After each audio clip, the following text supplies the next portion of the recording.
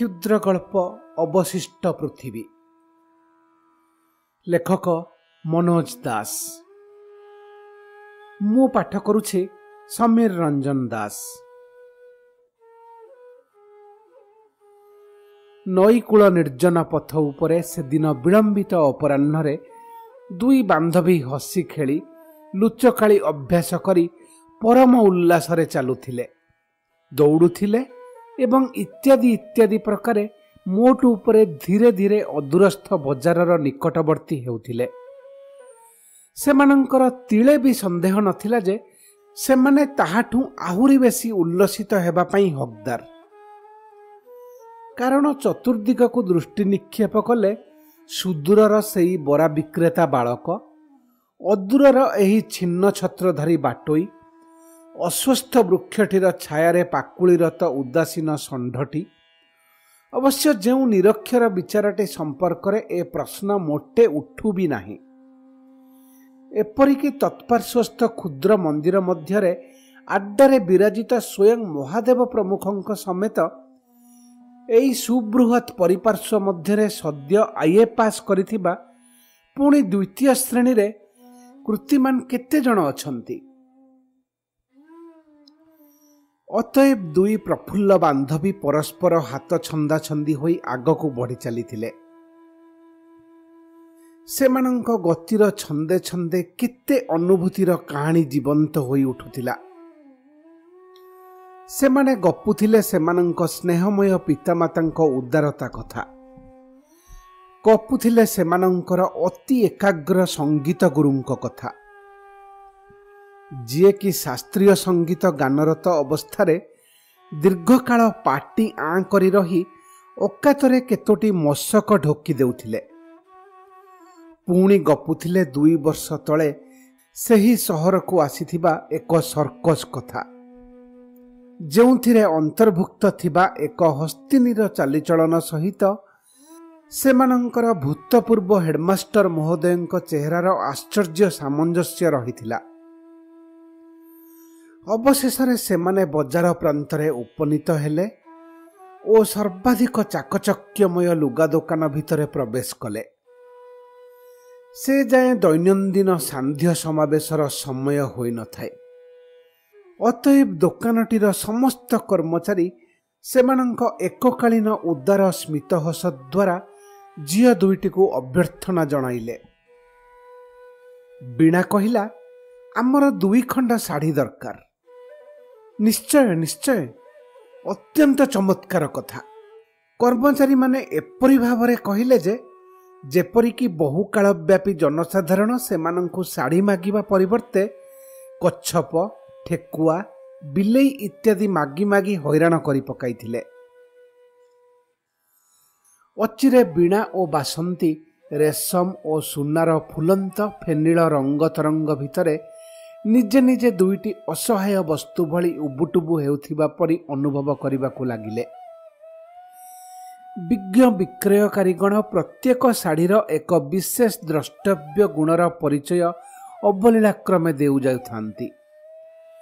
बीणार टिकिए इच्छा हेउथिला स्वर्ण और रौप्य जरी द्वारा बुणा होइथिबा बड़ बड़ पुष्प शोभित बनारसी शाढ़ीटी किणी नेबा सकाशे, किंतु तार संभ्रम बोध थिला तीव्र।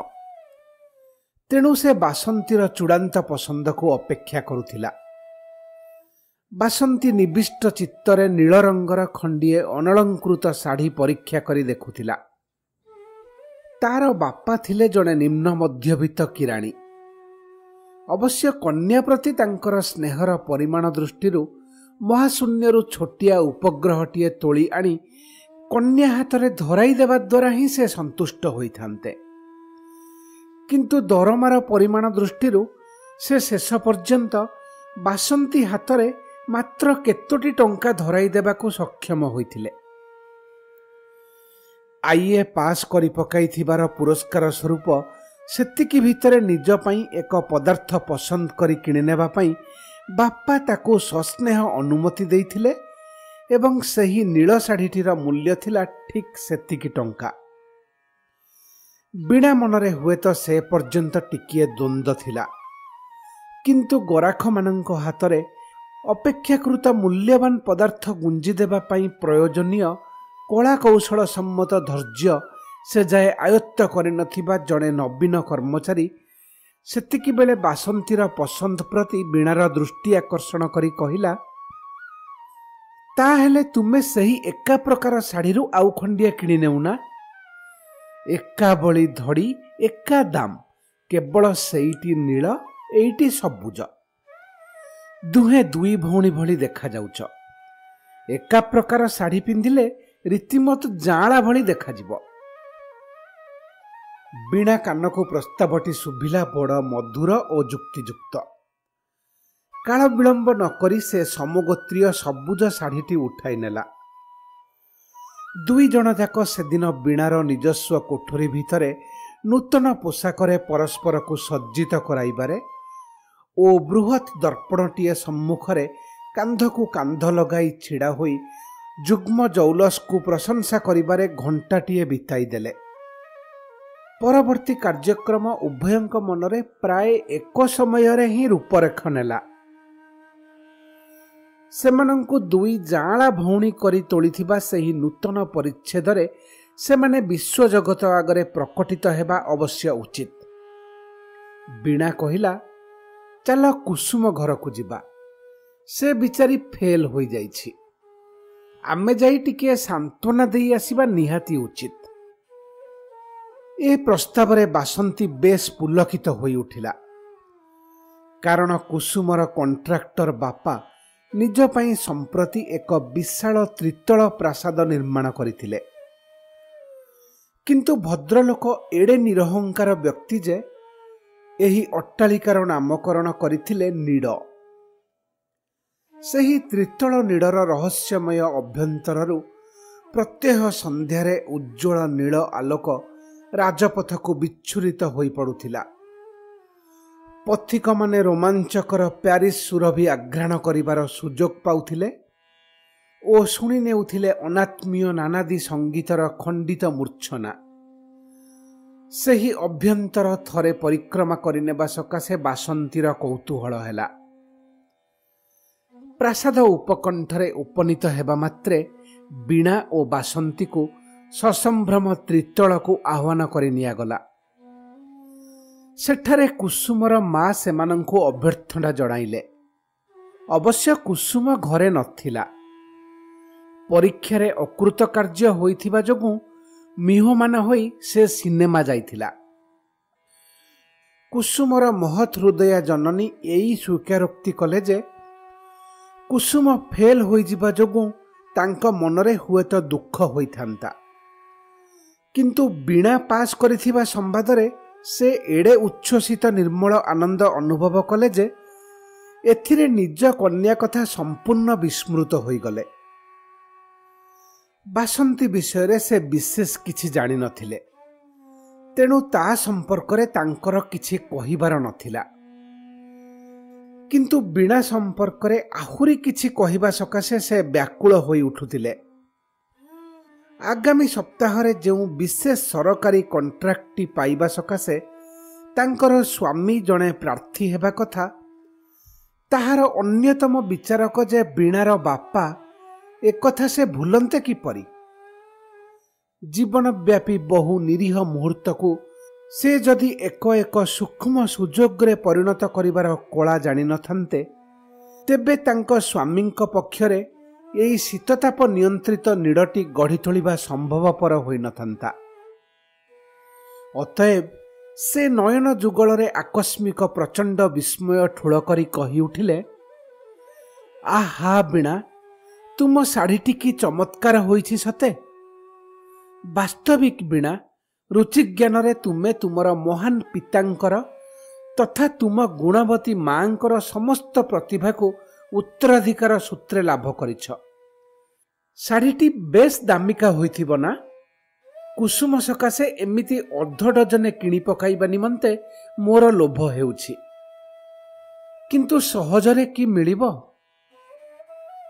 अत्यंत उत्साहित होई वीणा कहिला जे कुसुमर प्राकृतिक रंग सहित खाप खाइब नील शाढ़ीटीए जिमिति बासंती पिंधिछि। କିନ୍ତୁ କୁସୁମର ମା ପ୍ରବଳ ଭାବରେ ମୁଣ୍ଡ ହଲାଇ ଦୃଢ଼ କଣ୍ଠରେ କହିଲେ, ନା ନା ନା ନା, ମୁଁ ଠିକ୍ ଏଇଭଳିଟିଏ ଚାହେଁ। ଏହାଠୁ ସାମାନ୍ୟ ଉଣା ହେଲେ ଚଳିବ ନାହିଁ। ବୀଣା ତତ୍କ୍ଷଣାତ୍ ତାଙ୍କ ଭୁଲ ଭାଙ୍ଗିଦେବା ନିମନ୍ତେ କହି ଉଠିଲା, ସେ ଖଣ୍ଡିକ ଉଣା ନୁହେଁ ଆଜ୍ଞା, ଏକା ଶାଢ଼ୀ, କେବଳ ରଙ୍ଗରେ। କୁସୁମର ମା ସେ ପର୍ଯ୍ୟନ୍ତ ମୁଣ୍ଡ ହଲାଇ ଚାଲିଥିଲେ।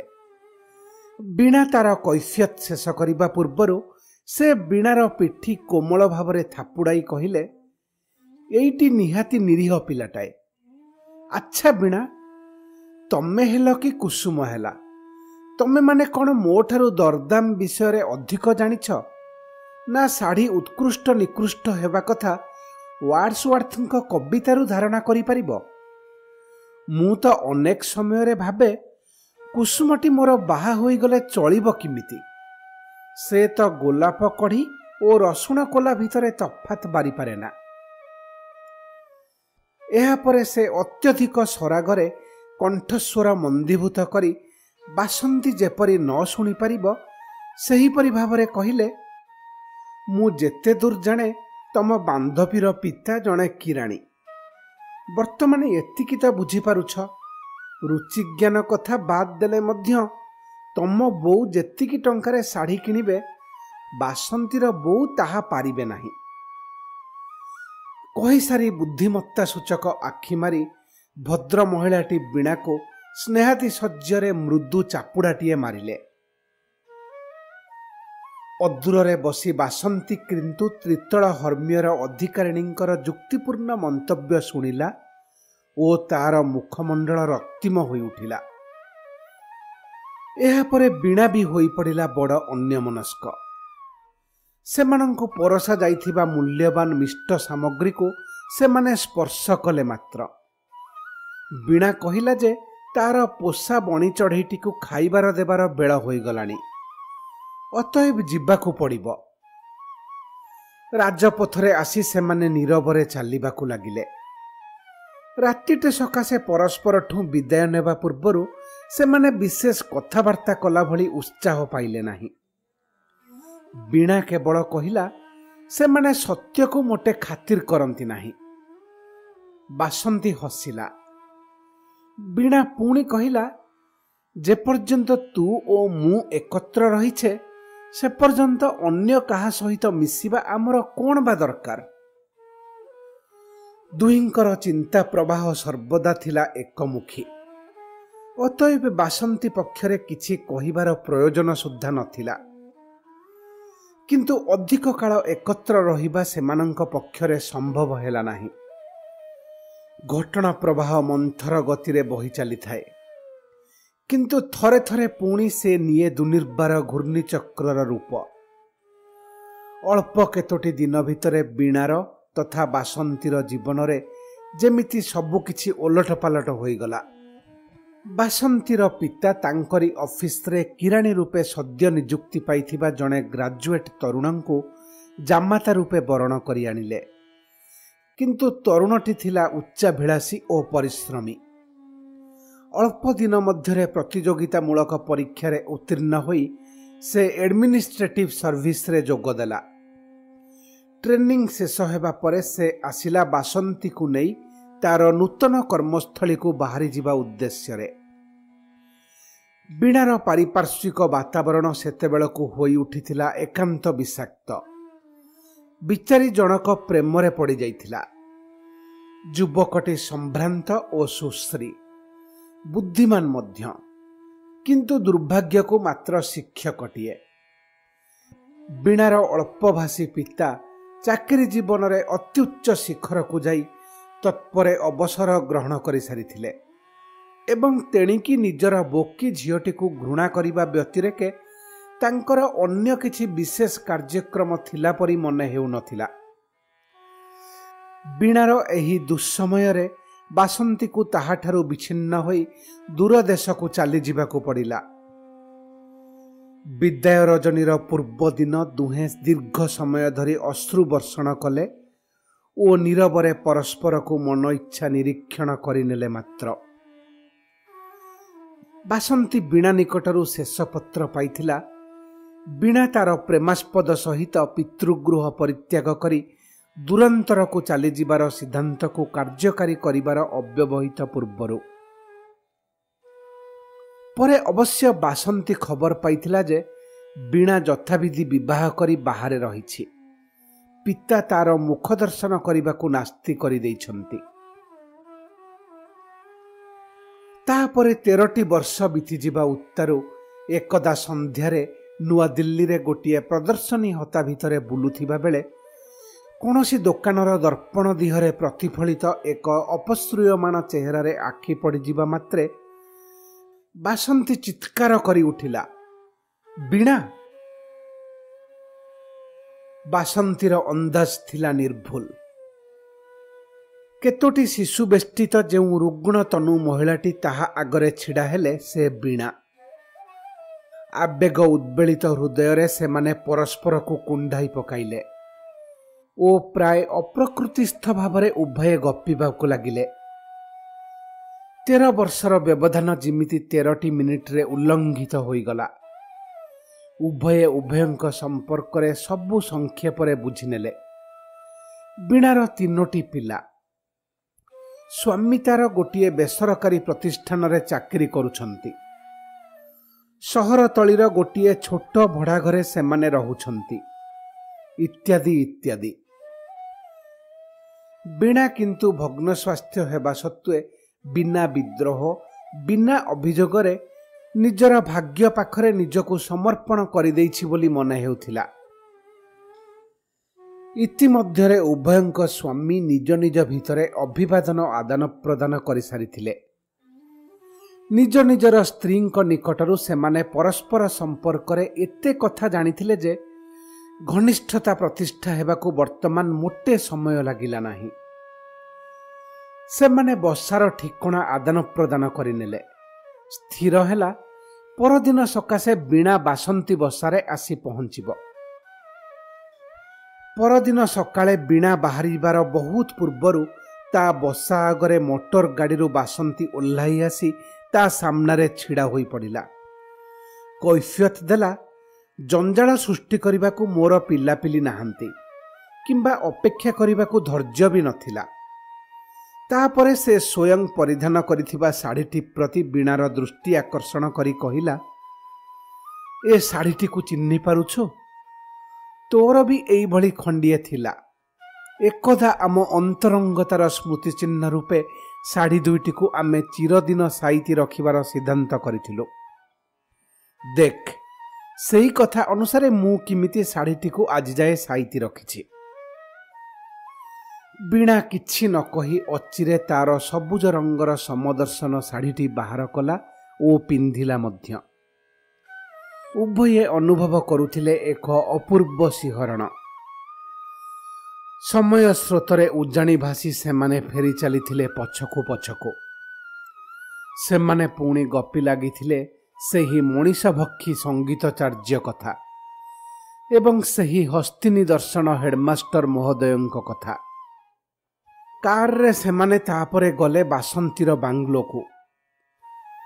ସେଦିନ ଛୁଟି ଦିନ ହେବା ସତ୍ତ୍ୱେ ବାସନ୍ତୀର ସ୍ୱାମୀ ନୂଆଦିଲ୍ଲୀକୁ ନୂତନ ବଦଳି ହୋଇ ଆସିବାରୁ ଚାର୍ଜ ନେବା ପାଇଁ ସେକ୍ରେଟେରିଏଟକୁ ଯାଇଥିଲେ। ବାସନ୍ତୀର ପରିଚାରିକା ନିକଟରେ ପିଲା 3ଟିକୁ ଛାଡ଼ି ଉଭୟେ ପରିଚ୍ଛନ୍ନ ଲନ୍ରେ ପଦଚାରଣା କରିବାକୁ ଲାଗିଲେ। ଏତିକିବେଳେ ପାର୍ଶ୍ୱବର୍ତ୍ତୀ ବାଙ୍ଗଲୋରୁ ଭଦ୍ର ମହିଳା ଜଣେ ତାଙ୍କ ଘରକୁ ଆସିବା ନିମନ୍ତେ ବାସନ୍ତୀକୁ ଅନୁରୋଧ ଜଣାଇଲେ। ଅଗତ୍ୟା ବାସନ୍ତୀ ଗଲା ଓ ତାହା ସହିତ ବୀଣା ମଧ୍ୟ। ବାସନ୍ତୀ ଭଦ୍ର ମହିଳାଙ୍କ ଆଗରେ ବୀଣାକୁ ତାର ଶ୍ରେଷ୍ଠ ବାନ୍ଧବୀ ରୂପେ ପରିଚିତ କରାଇଦେଲା ସତ୍ୟ, କିନ୍ତୁ ଭଦ୍ର ମହିଳାଟି ଯେତେବେଳେ ଜାଣିଲେ ଯେ ବୀଣା ତାଙ୍କ ନିଜ ଭଳି ବା ବାସନ୍ତୀ ଭଳି ଅଫିସର ଯାୟା ନୁହେଁ, ସେତେବେଳେ ତାଙ୍କ ଆଖିରେ ହତାଶା ଉଛୁଳି ଉଠିଲା। ମିନିଟ୍ କେତୋଟି ଧରି ଭଦ୍ର ମହିଳାଟି ଅନର୍ଗଳ କଥା କହିଗଲେ। ତାଙ୍କ ଜୀବଦ୍ଦଶାରେ ଭାରତରେ ଟେଲିଭିଜନ ମିଳିପାରିବା ସମ୍ପର୍କରେ ସନ୍ଦେହ, ପାଣିପାଗ ଓ ଦିଲ୍ଲୀରେ ଶୀତଳ ପାନୀୟର ଦୁରବସ୍ଥା ଇତ୍ୟାଦି ସମ୍ପର୍କରେ କହିସାରି ସେ ବାସନ୍ତୀର ଶାଢ଼ୀକୁ ଲକ୍ଷ୍ୟ କରି କହି ଉଠିଲେ, ବାସନ୍ତୀ ଜି, ଏ ଶାଢ଼ୀଟି ତୁମେ ପାଇଲ କେଉଁଠୁ? ରଙ୍ଗଟି କେତେ ସୁନ୍ଦର, ଧଡ଼ିଟି କେତେ ବିଚିତ୍ର। ତାପରେ ଦୀର୍ଘ ନିଶ୍ୱାସ ତ୍ୟାଗ କରି ସେ ପୁଣି କହିଲେ, ହାୟ, ମୁଁ ଏହିଭଳି ଖଣ୍ଡିଏ ଶାଢ଼ୀ କିଣନ୍ତି ଯେ ମୋର ହିତାକାଂକ୍ଷୀମାନେ କିନ୍ତୁ ମୋର ଚର୍ବି ବହୁଳତା ଯୋଗୁଁ କେବଳ ମାତ୍ର ହାଲୁକା ନାଇଲନ୍ ଛଡ଼ା ଆଉ କିଛି ପିନ୍ଧିବାକୁ ବାରଣ କରିଦେଇଛନ୍ତି। ମୁଁ କରିବି କ'ଣ? ସେ ଅତିଥି ଦୁହିଁଙ୍କୁ ଆଇସ୍କ୍ରିମ୍ ଦେଉଁ ଦେଉଁ ବୀଣା ପିନ୍ଧିଥିବା ଶାଢ଼ୀଟିକୁ ଲକ୍ଷ୍ୟ କରି କହିଲେ, ଏଇଟି କିନ୍ତୁ ଠିକ୍ ସେଭଳି ଜିନିଷ କି? ଅବଶ୍ୟ ସାଦୃଶ୍ୟର ଅଭାବ ନାହିଁ। ତାପରେ ପୁନରାୟ ଦୀର୍ଘ ନିଶ୍ୱାସ ପରିତ୍ୟାଗ ପୂର୍ବକ ସେ କହିଲେ, ହାୟ, ଜିନିଷର ଚେହେରାରୁ ତାର ପ୍ରକୃତ ମୂଲ୍ୟ ବୁଝିବାର ଯୋଗ ଆଉ ନାହିଁ। ଗତ ରାତିରେ ମୋର ସ୍ୱାମୀ ନିଦ ବଟିକା ଖାଇ ଶୋଇଲେ ଯେ ରାତିଯାକ ସ୍ୱପ୍ନ ଦେଖିଲେ ପଞ୍ଝାଏ ମାଙ୍କଡ଼ ତାଙ୍କୁ ଟେକା ଫୋପାଡୁଛନ୍ତି ଓ ସେ ବିକଳରେ ଦୌଡୁଛନ୍ତି। ସକାଳେ ଅନୁସନ୍ଧାନ କରିବାରୁ ଜଣାଗଲା ଯେ ସେ ବଟିକା ସମ୍ଭବତଃ ନକଲି। ହାୟ, ମଣିଷ ସିନା ମାଙ୍କଡ଼କୁ ଢେଲା ଫୋପାଡ଼େ।